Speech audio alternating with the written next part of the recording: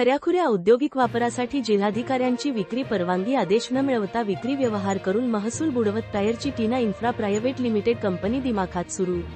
वाडा तालुक्यात उभारलेल्या या प्रदूषणकारी टायर कंपन्या या विषयावर महाराष्ट्रभर चर्चा, विधानसभेतही चर्चा गाजल्या। बंदीचे आदेशही निघाले, पण त्याचा जनतेला काही फायदा नाही। आदेश देशोधडीला, नियमाचे पायमल्ली करून कंपन्या सुरू। कंपनी मालक, काही दलाल जे सर्व संबंधित भ्रष्ट अधिकाऱ्याच्या या सिंडिकेटच्या माध्यमातून शासन नियम, कायदे, परवानग्यामधील अटी, शर्ती यांचा शिरच्छेद करत शासनाची लूट व फसवणूक करून आपली खळगी भरतात। त्याच एक उदाहरण म्हणजे टीना इन्फ्रास्ट्रक्चर प्रायव्हेट लिमिटेड। ही कंपनी ज्या जागेत उभी आहे ती जागा विनाप्रदूषणकारक व विनरासायनिक खऱ्याखुऱ्या औद्योगिकरण परवानगी 2004 रोजी घेण्यात आल्यानंतर महाराष्ट्र प्रादेशिक व नगर रचना अधिनियम 1966 चे कलम 48 नुसार बांधकाम परवानगी दिलेल्या तारखेपासून 1 वर्षातच कंपनी सुरू होणे अनिवार्य असताना मात्र जागेची खरेदी जागा मालकाकडून पुढील 3 जणांनी एकमेकाला बेकायदेशीर विक्री करत 2023 रोजी कंपनीची विनापरवानगी उभारणी, ते पण ग्रीन झोन मध्ये रेड झोनची कंपनी। दरम्यान 18 ते 19 वर्षाच्या कालावधीमध्ये या जागा मालकांनी जमीन खऱ्याखुऱ्या औद्योगिक वापरासाठी विक्री करायचे असेल तर हस्तांतरण करतेवेळी जिल्हाधिकारी यांच्याकडे जमीन बाजारभावाच्या 25% दराने हस्तांतर शुल्क शासन दरबारी जमा करणे आवश्यक आहे। तसेच 5 वर्षाच्या आत वापर करणे आवश्यक असताना तसे न केल्यास मालमत्तेच्या बाजार मूल्य 2% वार्षिक गैरोपयोग शुल्क भरून जिल्हाधिकारी पुढील 5 वर्षाची मुदतवाढ मिळू शकते। सदर जागेचे चौथे खरेदीदार टीना रबर इन्फ्रास्ट्रक्चर तर्फे डायरेक्टर भूपेंद्र कुमार शेखरी यांनी ही जमीन 9,63,34,375 रुपयेला खरेदी केली, परंतु त्याच्या 25% हस्तांतरण शुल्क जो 2,40,45,523 रुपये एवढा शासन दरबारी जमा करणे अनिवार्य असताना ते केले नाहीत आणि शासनाचा महसूल बुडवून ही कंपनी सुरू आहे। या आणि अशा अनेक कायदे व नियमांची पायमल्ली करत अशा या कंपन्या सुरू असून संबंधित प्रशासन डोळे असून आंधळ्याप्रमाणे वागताना दिसतात। तक्रारदाराच्या तक्रारी अर्जानंतर माननीय तहसीलदार भाऊसाहेब अंधारे वाडा हे संतगतीने आपली प्रशासकीय प्रक्रिया करत आहेत।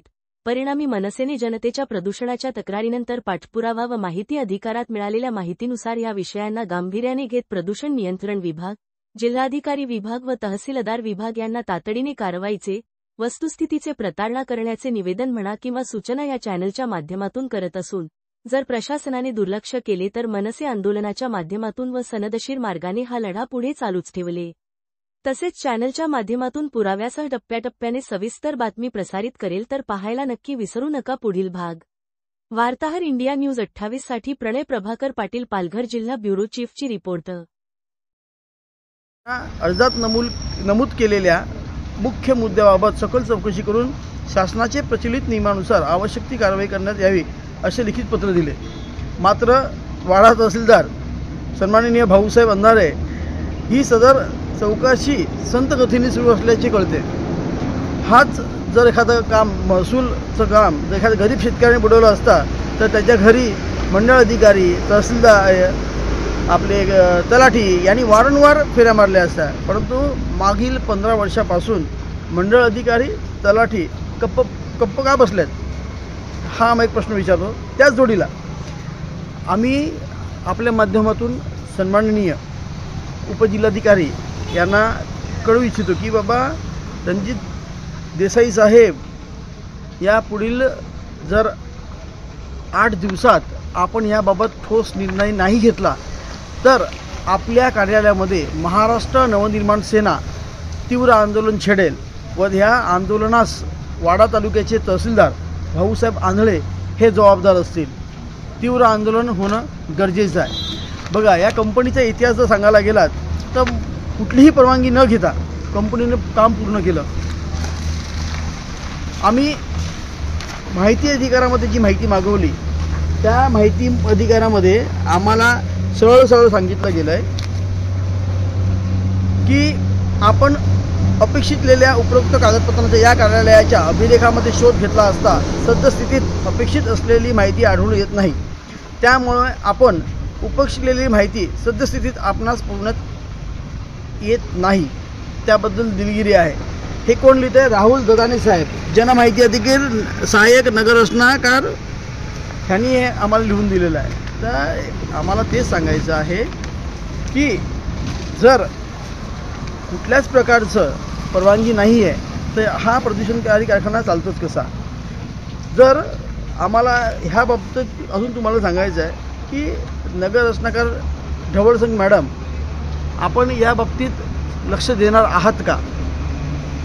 त्याच जोडीला महाराष्ट्र प्रदूषण नियंत्रण मंडळाच्या दळवी मॅडम यांना देखील, सीमा दळवी मॅडम यांना देखील आमचा प्रश्न आहे, आपण देखील या महत्त्वाच्या विषयाकडे लक्ष देणार आहात का.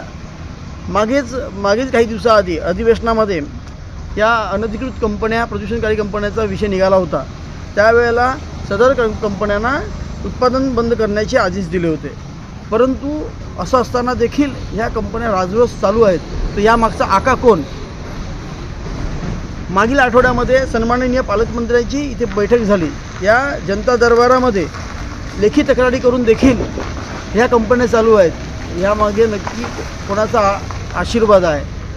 हे बघा, या प्रदूषणाच्या बाबतीत महाराष्ट्र नवनिर्माण सेना शांत राहणार नाही. पुढील काही दिवसामध्ये ज्याप्रमाणे आम्ही मगाशी सांगितलं की आम्ही उपजिल्हाधिकारी कार्यालयामध्येच आम्ही ठाण मानून बसणार आहोत, त्याचप्रमाणे आम्ही महाराष्ट्र प्रदूषण नियंत्रण मंडळावरती देखील मोठं आंदोलन करणार आहोत. धन्यवाद.